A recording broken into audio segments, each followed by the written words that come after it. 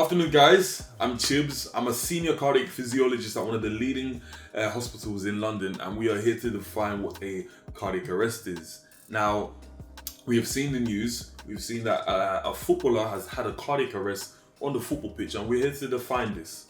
Now, essentially, a cardiac arrest is an acute event that happens. So acute, essentially, it's happened quickly. Chronic, long time. Acute, within a short space of time. So is an acute event which involves the heart, whereby it's unable to pump blood significantly throughout the body. So of course, if it's acute, if it's happened over a very short period of time, a patient can become very symptomatic, causing them to become unconscious. It can cause them to have low blood pressure, can cause them to go in a number of dangerous rhythms that we can call ventricular tachycardia or VT or VF. So these are tachyarrhythmias that can be caused because of these acute events. Essentially, they can be life-threatening if they haven't been treated within a short period of time. So that's whereby myself or another healthcare professional would step in and administer treatment to an individual. So on a day-to-day basis, as a cardiac physiologist, I just run diagnostic tests on people to see if they have an underlying heart conditions. For example, on a day-to-day, I'm doing a discipline in cardiology called echocardiography. Now, echocardiography is the visualization of the actual heart structure. So the top chambers, the atria, and the bottom chambers, the ventricles, and looking at the valves in between them as well. So this is also looking at blood flow and overall structure as well. So a test like that can also look to see if an individual has something underlying which could cause them to have a cardiac arrest on the pitch. So if an individual has had a cardiac arrest, we've said that they could go into a number of dangerous rhythms. For example, ventricular tachycardias, VT, or ventricular fibrillation, VF. So depending on the rhythm, this is going to go into ILS and adult life support. We won't go there. You can shock a patient out of that. So that's through having a defibrillation pads on the patient's chest in a number of positions to shock them out of that rhythm and restore them to normal sinus rhythm. Sometimes it can work, sometimes it can't. Now, I've actually found a statistic that this is a very rare occurrence for people to actually have a cardiac arrest. In actual fact, a sudden collapse. In actual fact, 1 in 50,000 it can occur with them. So what would happen once we've stabilized the patient in that position? Most likely, when they are taken to the hospital, we'll do further tests. So most likely a cardiac MRI. So that's similar to an echocardiography, but in much more detail, just to ascertain, okay, what's behind this cardiac arrest that the patient has suffered. Ultimately, if the patient's found to have a strong family history of SCD, sudden cardiac death, you would probably you would put an ICD in, sorry. So an ICD stands for an insertable cardio defibrillator.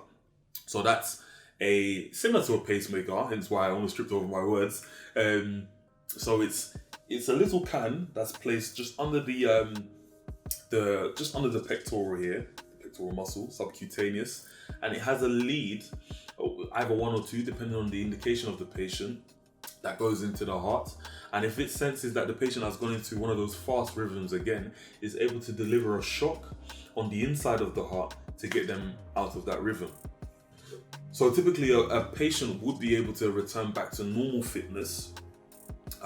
They would be on close monitoring by the cardiology team that they will be under.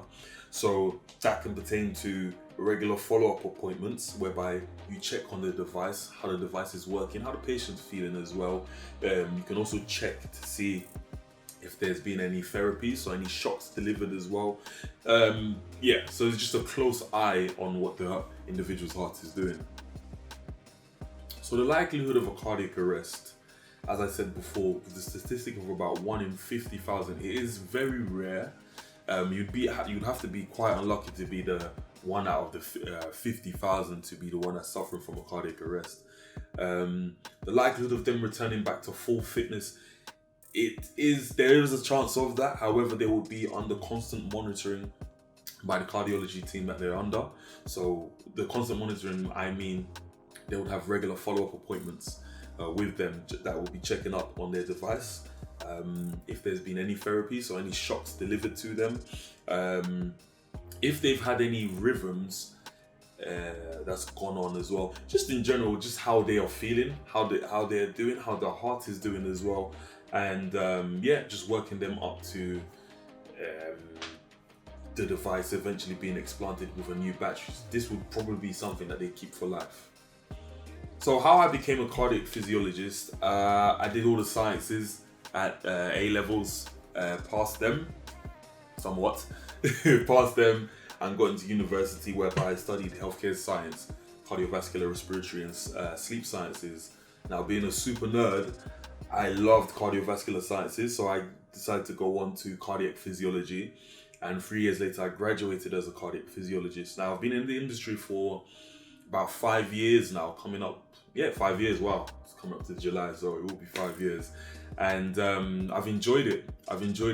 Having seen someone come in essentially dead and leave, and them leaving fresh and full of life is very rewarding. So if you're that kind of person, I definitely say cardiac physiology is the path for you to find. So thank you for listening to me. As I said before, my name is Chibuzor.